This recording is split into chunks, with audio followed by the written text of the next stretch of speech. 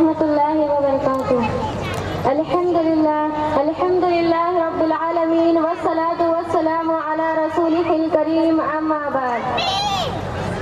برادران ملت، آپ حضرات سے خطاب کرنا ہے۔ آج جبکہ ہر جگہ اسلامی قدریں پامال ہو رہی ہیں، اسلامی تعلیمات سے روگردانی ہو رہی ہے، اسلام کو صفحہ ہستی سے مٹانے کی سازش ہو رہی ہے، قرآن و حدیث سے بغاوت کی باتیں ہو رہی ہیں، اسلامی تہذیب و تمدن پر اعتراضات ہو رہے ہیں،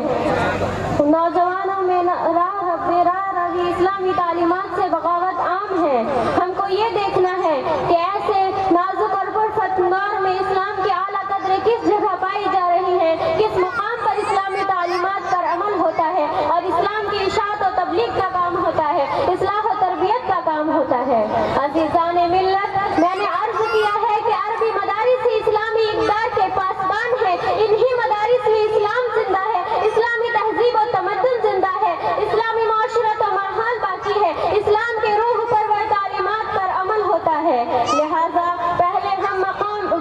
ہم عربیہ مدارس کے مقام و منصب کو سمجھ لیں، ان کی اہمیت و مرتبے سے آگاہ ہو لیں اور جان لیں کہ اس عہد الحاق و دور ارتداد میں عربی مدارس کتنی زبردست اہمیت کے حامل ہیں، ان کا وجود کتنا ضروری ہے، ان سے تعلق ربط کس قدر ضروری ہے۔ مدارس عربیہ سے کنارہ کش ہونا اور اس سے غفلت برتنا مسلمانوں کے لیے کتنا نقصان دہ ہے۔ محبان اسلام، مدرسہ سب سے بڑی کارگاہ ہے جہاں آدم گیری اور مردم سازی کا کام ہوتا ہے، جہاں دین کے داعی اور اسلام کے سپاہی تیار ہوتے ہیں۔ مدرسہ عالم اسلام کا بجلی گھر ہے جہاں سے اسلامی آبادی بلکہ انسانی آبادی میں بجلی تقسیم کی جاتی ہے۔ مدرسہ وہ کارخانہ ہے جہاں قلب و نگار اور ذہن و دماغ ڈھلتے ہیں۔ مدرسہ وہ مقام ہے جہاں سے پوری کائنات کا احتساب ہوتا ہے، پوری انسانی زندگی کی نگرانی کی جاتی ہے، جہاں کا فرمان پورے عالم پر نافذ ہے، عالم کا فرمان اس پر نافذ نہیں۔ مدرسہ کا تعلق براہ راست نبوت محمدی سے ہے جو عالمگیر بھی ہے اور زندہ و جاوید بھی۔ مدرسہ کا تعلق اس انسانیت سے ہے جو ہر دم جوان ہے، اسی زندگی سے ہے جو ہمہ وقت رواں دواں ہے۔ برادران اسلام، ہندوستان جیسے غیر مسلم اکثریتی ملک میں جہاں بظاہر سیکولر حکومت اور آئینی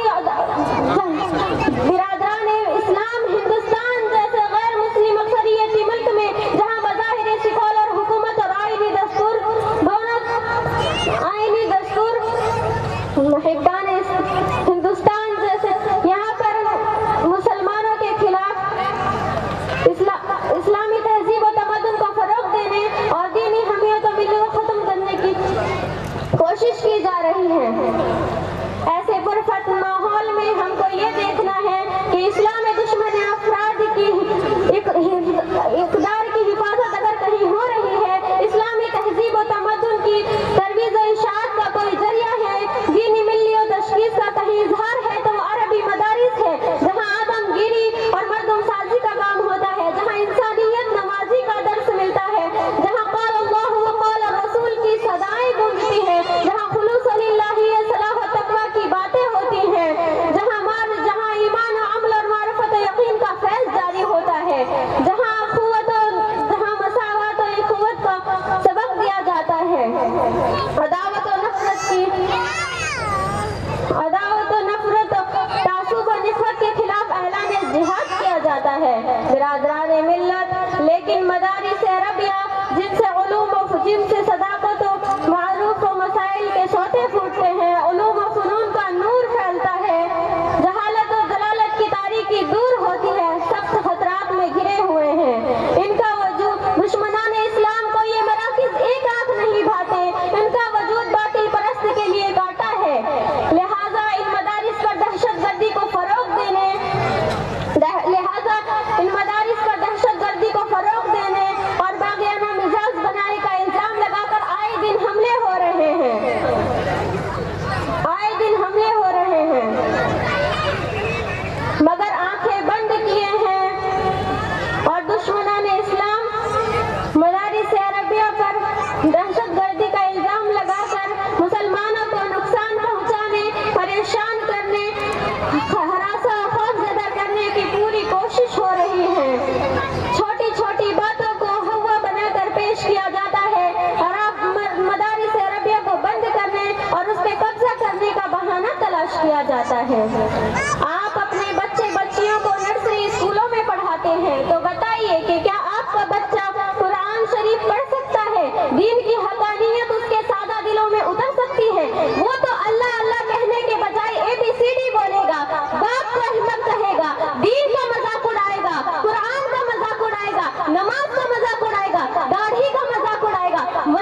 मदारिस का मजाक उड़ाएगा। इसीलिए हम पर